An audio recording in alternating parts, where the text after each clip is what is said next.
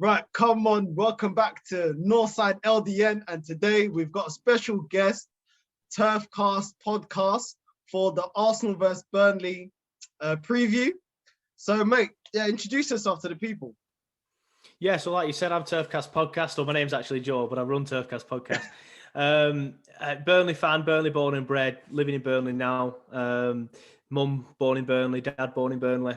Yeah, it's in the blood. But yeah, we have the YouTube channel, which started off as a podcast. And then as we were just sort of like saying off air, through boredom, I ended up doing more stuff during the first lockdown. So I ended up trying to do lives, doing on-screen video stuff. Whereas originally, like I said, we were just a podcast. So now we do live streams, live watch-alongs. Ended up kind of biting off more than I can chew. Now I'm trying to sort of like take it back a bit. But yeah, so you can find me on Facebook, Twitter, Instagram, and of course YouTube. Any subs would be greatly appreciated on YouTube. We're doing loads on YouTube now. So yeah, that's pretty much it for me. But it's, yeah, like I say, Burnley born and bred, live there now. Son's born in Burnley as well. He's a Burnley fan. It's his birthday today actually. I got him some Burnley kits with his name and 3 on the back because he just turned 3. Happy birthday! So what's his name? Yeah, thank you. Parker, he's called. Parker, happy birthday, Parker. We got space for you, Parker, at the Emirates.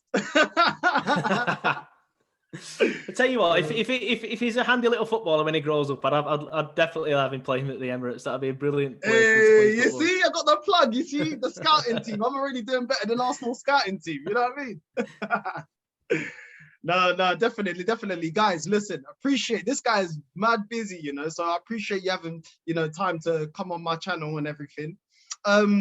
What would you say? Obviously, I had a look. You guys are in 15th in the table. Obviously, you're not looking like you're gonna face relegation. You're quite secure, in my opinion. I feel like you've got enough. You've got enough quality, and in your league position in the table, I feel like I wouldn't put you down there with like Fulham and Sheffield United and those teams that I feel are nailed on to go down, in my opinion. How would you say your season's been going? Because I see you got 1 win in 5. Yeah, it's a little bit indifferent, to be honest. We started the season off ridiculously poorly. Didn't win his first game. I think it was the 7th or 8th game into the season. We had a poor start, but we tend to do it every single year. I don't know what it is. We have the one time we haven't had a poor start when we went to Chelsea, who were the champions at the time. They just won the league. Beat them 3-2 at Stamford Bridge on the opening day of the season, and then it just snowballed from there. Then we ended up finishing 7th. That's the one time we haven't had a poor start in the Premier League. Yeah. But yeah, and then form kind of hit after that. We beat Villa at home. We beat, obviously, you boys at the Emirates. We beat Liverpool at Liverpool. So yeah, there's been flashes of form and flashes that we can actually do things. But then we just keep having putting in some bad performances like we did against West Brom at the Turf, 0-0. They were down to 10 men. We didn't even have a shot on target against them. It was absolutely diabolical. Drawing at home to Fulham as well. They went 1-0 up. Should never have happened. So, yeah, we should really have pulled away from it, really, after looking at them 2 fixtures. And Brighton at home as well. I think Brighton are a poor side. I don't know what the fascination is with Brighton, if I'm being honest, but that's a different debate.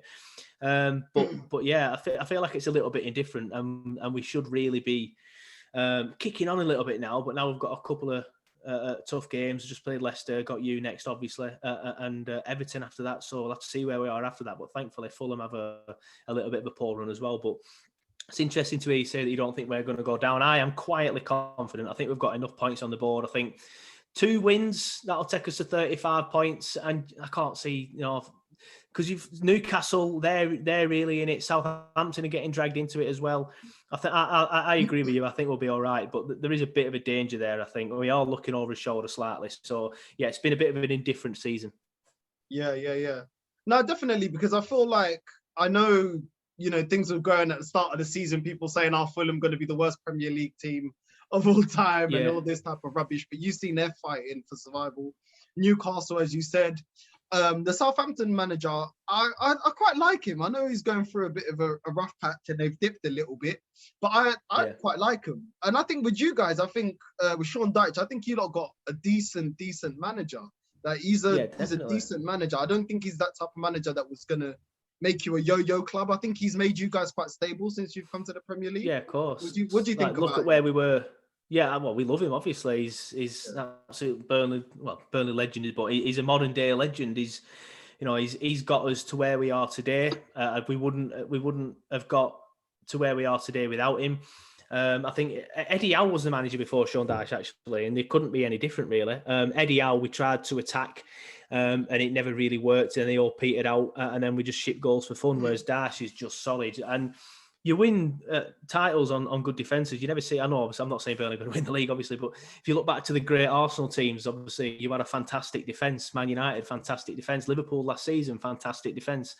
And I think that's where he builds the foundations of his teams on. He gets the defence sorted first, and then hopefully everything else will fall into place after that. At the minute, everything else after that hasn't been falling into place because we're not scoring goals, but the defence is still there. We're still a solid team.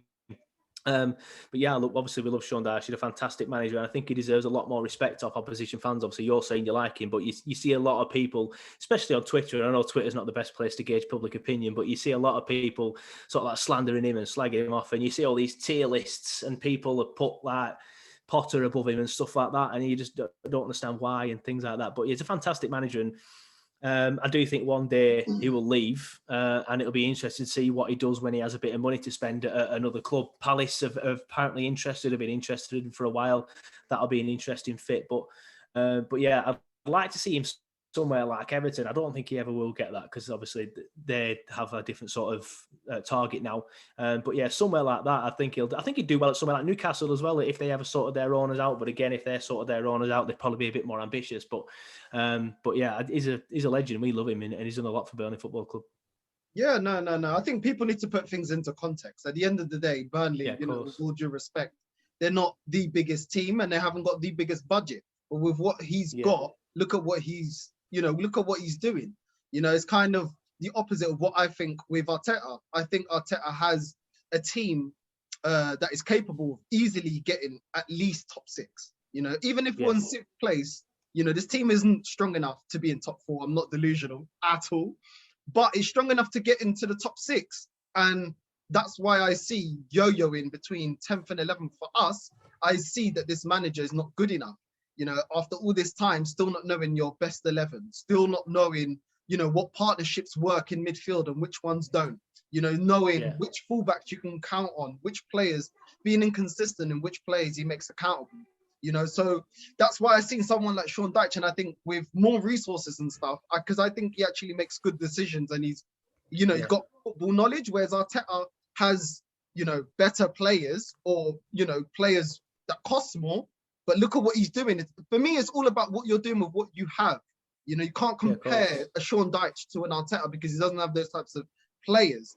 But at the same time, look at what Sean Dyche is doing with those players. You know what I'm saying? That's what makes a special manager, in my opinion. Yeah. So what do you think about Arteta anyway? Because I run on and on about it. I've got to say, I've just kind of gauge your opinion from that. But I seem to remember I went on an Arsenal podcast show last season, and I said, because they were doing a similar sort of thing, though one of them sort of like ranting and one of them sort of like being a bit reserved. And last season I said, I just think you need to give him time. He needs to have a bit of time to be there for a little bit.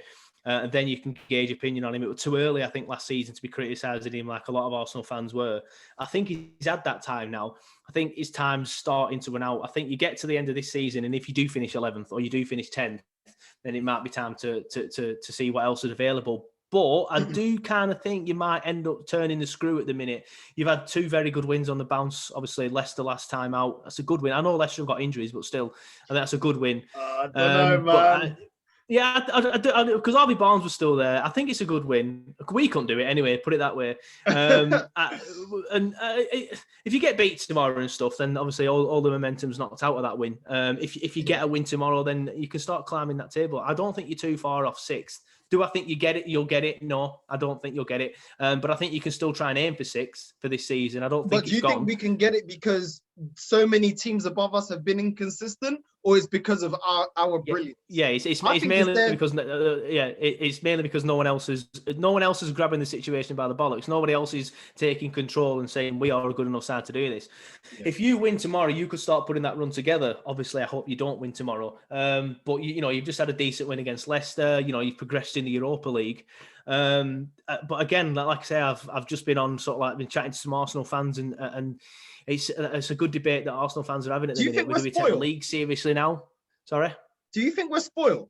Like, just honestly, like, do you think it's spoiled of me? I was born in 92.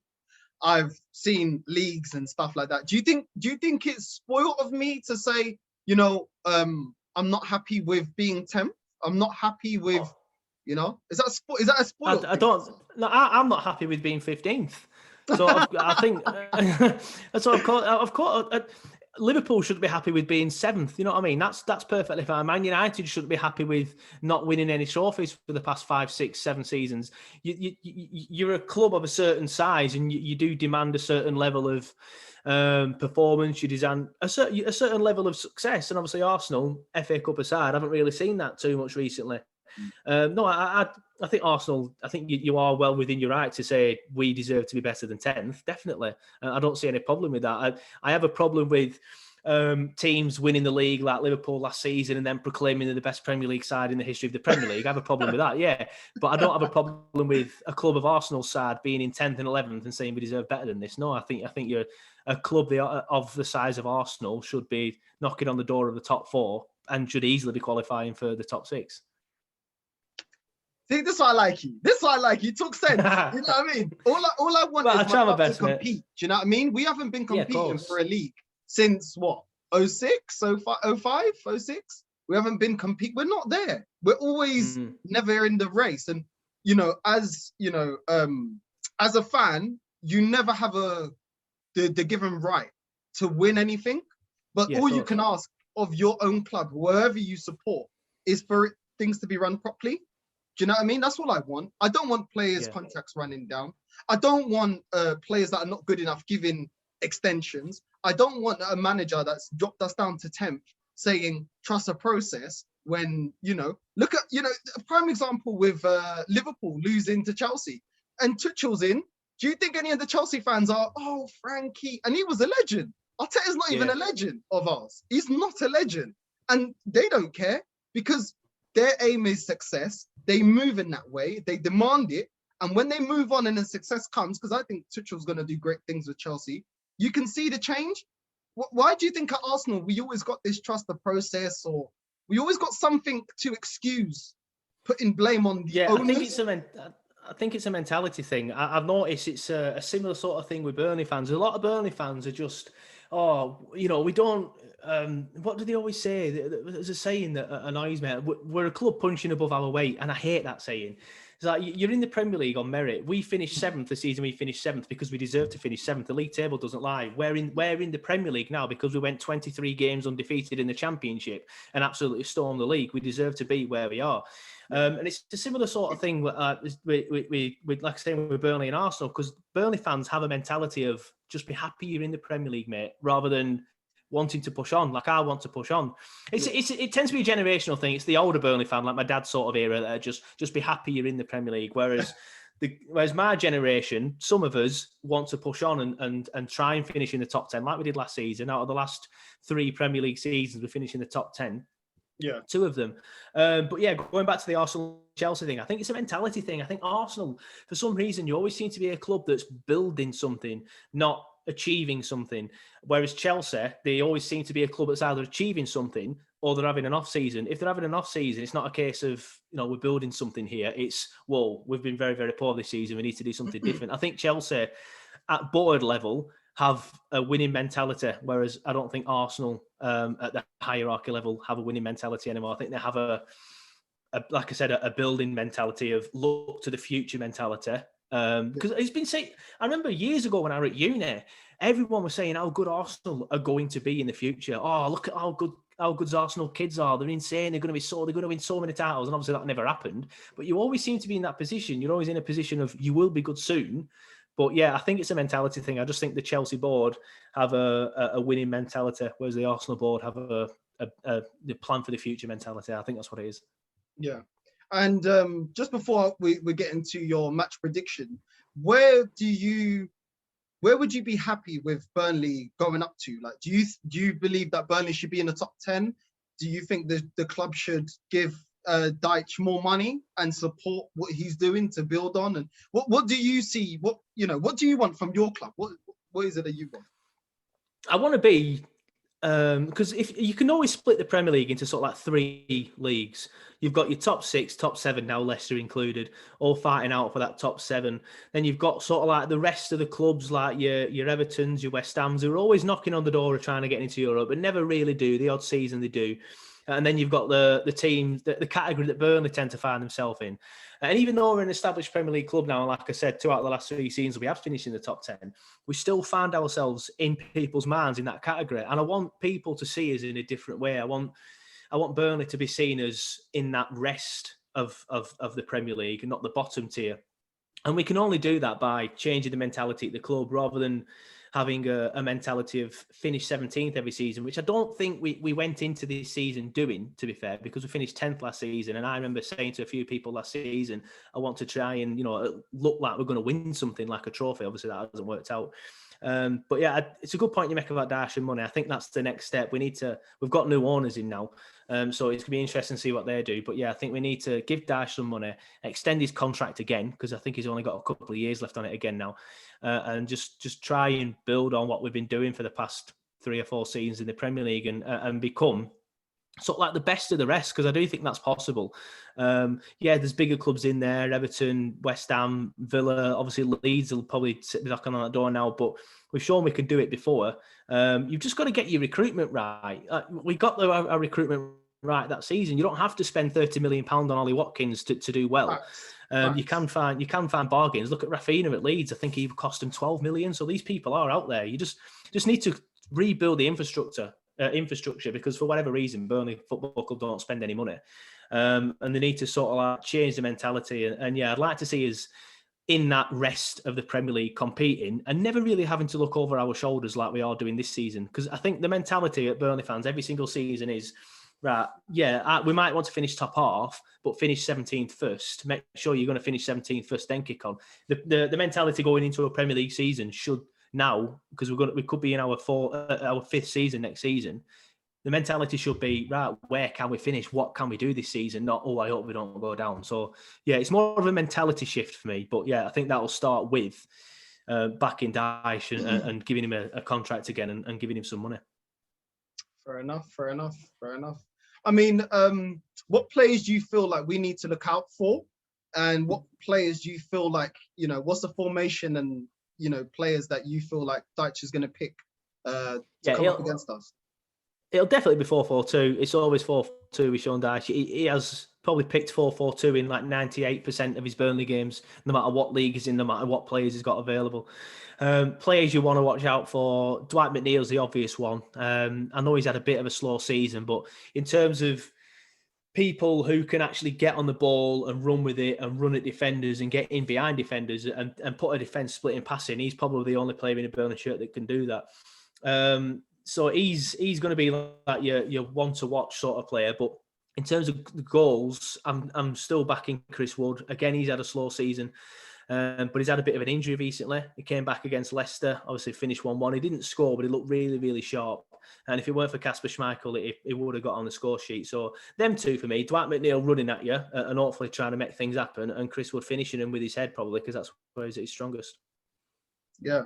Okay. Yeah. 4-4-2 just reminds me of Portugal. Like, honestly, all the Portuguese leagues, most of the teams, they like to play 4-4-2. And I remember back in the Premier League, do you remember when it used to be 4-4-2? Everybody loved the 4-4-2. Do you know what I mean? Yeah, well, we still play it. We still play it. 2 banks of 4. What we'll do, we'll have the 2 banks of 4. It's not necessarily like fully defensive, especially when we're at home, but it is compact. The 2 will be close together. The 2 banks of 4 will be close together. Yeah. And that way as well. To make the pitch narrow, to force you out wide, to try and force you out wide anyway, so that you have to cross the ball in. Because we know that if you're crossing the ball in, we've got Ben Mee and James Tarkowski in the middle. Them 2 are going to win 95% of their aerial duels. So they're going to win the ball. So that's what we try and do. We try and force you out wide. So then when you cross the ball in, we can handle it. And then when we attack, you've then got these players out wide that we can then expose in the gaps and try and do that. That's how we'll do it. But people always see it as a defensive style. It can be away from home against the bigger clubs. Obviously, it'd be stupid to open up at Anfield and at the Etihad or whatever. But yeah, it's compact, I like to call it. But yeah, it will be 4-4-2. It's always 4-4-2. Yeah. No, I'm not confident, because our results have been, obviously, our league position shows that we've been inconsistent this season. I don't know what Arteta's going to do. We haven't seen the kid Martinelli. He's been on the bench. And for me, I always read it. For players on the bench, he's fit enough to at least get 20 minutes or 30 minutes. Yeah. Otherwise, you shouldn't take a space on the bench, in my opinion. But we see Willian coming on. Obviously, he did well against Leicester. So Arsenal fans, calma, because he's only turned up twice this season. Calma, I always say calma. Yeah, before we get too excited. You know, our fan base, we like to get too excited too quickly. This guy is hella inconsistent. Yeah. So I won't be surprised if he goes in the squad. I want to see Pepe, since Pepe is starting to hit quite a bit of form. But this is the thing. Sometimes he takes out people that hit form and then he puts some of his favorites. And, the thing is a little bit modeled up with Arteta. I don't really ever know. I never really feel he puts up the lineup I want to see, which is Aubameyang, Saka, which I'm going to praise Arteta that he rested Saka, because that kid has been played like non-stop. So I'm happy that, he got rested. But I want to see if he gets rested again and we go at it for Olympiacos. I want to see Aubameyang. I want to see Pepe. I want to see Martinelli. I want to see Odegaard and Smith Rowe, or Ceballos partnering Partey. I want to see Pablo Mari and Gabriel. I really like that partnership. I think all the other centre-backs need to be sold. They're showing that they're not good enough. I don't know why Holding got an extension. You guys can have him on a freebie if you eat. Even I don't rate Holding. I wouldn't have. If Holding was at Burnley, he'd be third choice, 100%. It don't even get to your team. That's what I mean. Like, this is what, you have to be honest. We reward failure at this club. We do. Look at Willian. Doing nothing at Chelsea. They didn't want him. Come over here. Mustafi never was good enough. Come over here. David Luiz, come. Bellerin. Oh, what? PSG don't want to buy you anymore? Don't worry, mate. We'll give you an extension in a few years as well. We just keep holding on to these players that are not good enough. What do you think about our policy? Because I rant about it and I'm just not happy. Yeah, well, obviously I don't know too much about the policy and how, the recruitment, obviously you could have better players in. I thought Holding was a strange one when you bought him at the time. You got him from Bolton, didn't you, if I remember rightly? And he was doing okay in the Championship. And then next thing you know, he's at Arsenal. I remember thinking that's a strange one. But yeah, James Tarkowski and Ben Mee are both better defenders, in my opinion, than Rob Holding. Lewis Dunk's a better defender, Conor Corday, and these are all in the clubs that are in the bottom half. So yeah, Bellerin as well, he's a strange one. Like I remember, I used to think he was quite good when he was younger, but again, now I don't. I think he's been a little bit inconsistent for a few seasons. Again, I'd rather have Charlie Taylor at left back. He's doing Fashion Over now. He said he doesn't exactly. Study, he does Fashion Over. I'd rather have Charlie Taylor at left back. That's what I mean. Every time I see a picture of him on Instagram, he's just wearing, something daft, and he's not on about football. He's just got a stupid piercing in. But yeah, it's a strange one. And the only good player that you've bought in recent years that's made me sit up and go, "Hey, oh, that's a really good player," is Aubameyang. But at the time of signing him, should I say? But yeah, it's a strange one. Definitely, I think you should be able to attract better players than Rob Holding to a club the size of Arsenal. Definitely. He's a B-Tech John Stones. I'm telling you, B-Tech John Stones. B-Tech. Yeah. And that's what we get is B-Techs. You know what I mean? Willian's a B-Tech Brazilian. We just get B-Techs, And I feel like, you said Wood, your striker Wood, he's been, just coming. He should have got a goal the other day. I guarantee he scores against us. Guarantee you he bullies us, especially if he puts Holding in there. He's going to get bullied. You remember the game that we played against Man City and Sterling jumped over Holding to header the goal in? This is only a couple of games ago. You know what I mean? B-Tech, I'm done with him, man. I'm tired of it. I'm not confident. I should be confident. With all due respect, I should be confident, but I'm not, And I got it wrong. And when I get it wrong, I put it on my IG. I put it on YouTube. Like, I got it wrong. I'll take the L. But I'm not. This manager doesn't fill me with confidence. You know what I mean? And I feel like if we go 1-0 up, what he'll do what we did against Benfica, which is take our attacking players off and put loads of defensive players. But unlike you guys, our defensive structure isn't yet to that level. He has improved us defensively, but it's still not, I wouldn't say it's enough to, when a team's trying to nick a goal, that we can just sit back and soak that pressure the way that you guys, I feel, have the ability to do. So if you go 1-0 up against us, the best bet will be just to attack us, because if you go 1-0 up against us, obviously we're at home. The onus is on us would then be to take the game to you. So if we have to open our compact structure up, that's when we're at our weakest. When we go 1-0 down, that's where we're at our weakest. Because especially if it's a game against a team like Arsenal, who have the players that can pass and move. For all your recent sort of like poor form, you've still got players that can pass and move and create triangles and do that quite well. That's the Arsenal sort of like way. That's what you're built on. You're built on pass, move, and flary football. So if you go 1-0 up against us, that could be the worst thing you could do to sit back. The best thing you could do would be to attack us and try and drag us even more out of position, because we will naturally come out of that compact position to try and get the goal. But there'll then be pockets of space in between the two banks of four, so you could exploit that. But yeah, I was just saying to some Arsenal fans then, if you go 1-0 up, I think you can end up winning the game quite comfortably. But obviously, if Arteta goes and does that, then that'd be the worst thing that he could do. If you go 1-0 up against us, you need to attack us. But it'll be interesting to see what happens if you do go 1-0 up, because we conceded an early goal in a game recently, and they ended up just getting murdered. So yeah, the best thing that we can do, that you could do for us, would be to take your attacking players off and just sit back. Yeah. So what's your score prediction? I'm going 1-1 because I think we played very well against Leicester. We should have won, and they have got a lot of injuries, so we missed a very good opportunity there. I know, obviously, we've just mentioned how you got a win against them and you weren't that impressed because they have all the injuries. We should have took advantage of that as well. A better side would have done. Burnley last season would have won that game 100%. So we're still not there where we need to be. But your form's up and down. I do think you might start climbing the table slowly, but I do think you've left it too late to get top six. So I'm going to go 1-1. I think it's difficult to win 2 Premier League away games back to back so close to it like you're going to do, especially for a manager with Arteta's sort of like inexperience. So I'd take 1-1 now. If someone offered me 1-1 now and we just take the point and leave it there, I'd take that all day long. But I am a little bit worried about Arsenal, because I think you might be slightly starting to find form again.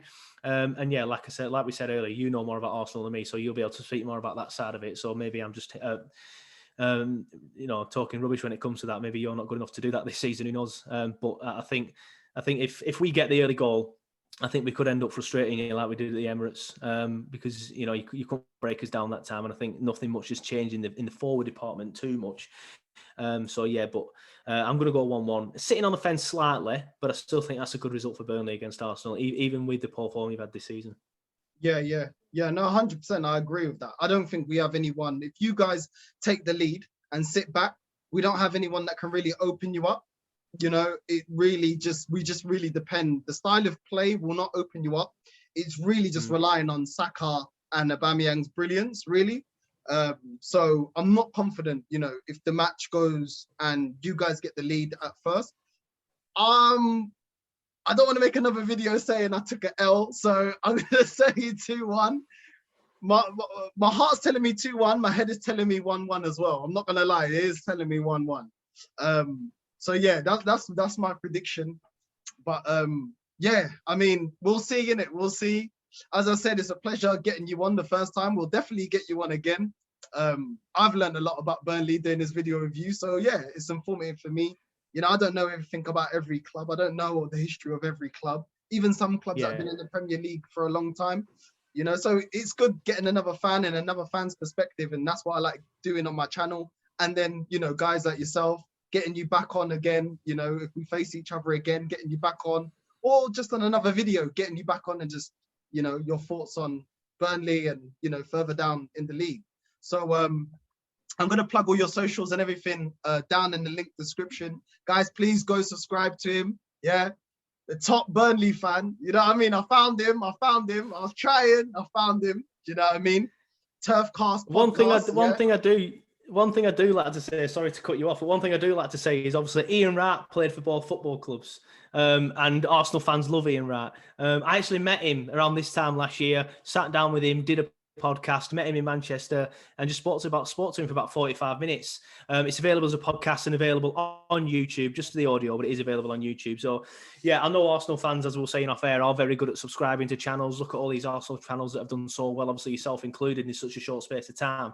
It's good to see. So rather than just asking Arsenal fans to sub, even though I know you probably will because you're a good set of fans for that, there's actually something out there for you on my channel as well if you want to listen to an Ian Wright interview. And I actually got him to sign this shirt when I met him. Look, it says like 33 on it. Hey, And there's a signature down at the come bottom. on. Yeah, that looks hard, you know. I like that. It's supposed to be on my wall. It's supposed to be on my wall, but I've just never got it framed because not long I didn't after I even know met he him. played for you guys. Yeah, that's where he ended his. Well, he went there to end his career. I don't know if he played for someone else afterwards. I don't think he did. I think it was his last game. But yeah, he went to us when we were in Division 2 in the year 2000. Ended his career at Burnley, I think, off the top of my head. And he didn't play too much. We signed him in like February that season, and he was only there for that season. But we ended up getting promoted that year. And I remember talking to him when I met him.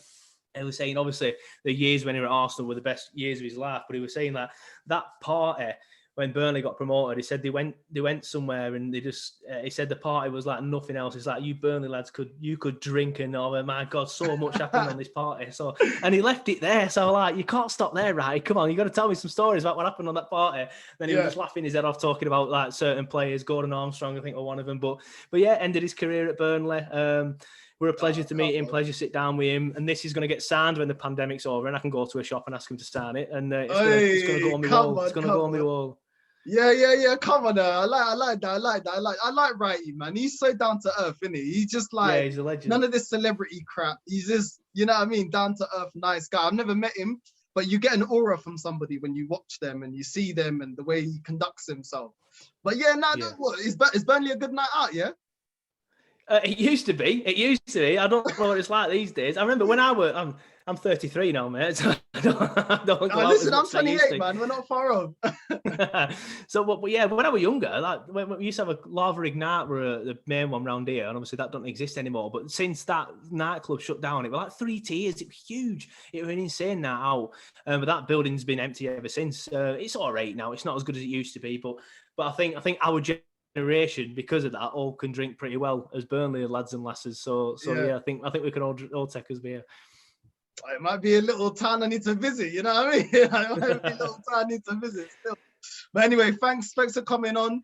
Guys, as you said, you know, go subscribe, go see his videos, go support his content and everything. On the IGs, everything, I'll link on the description down low. Arsenal versus Burnley.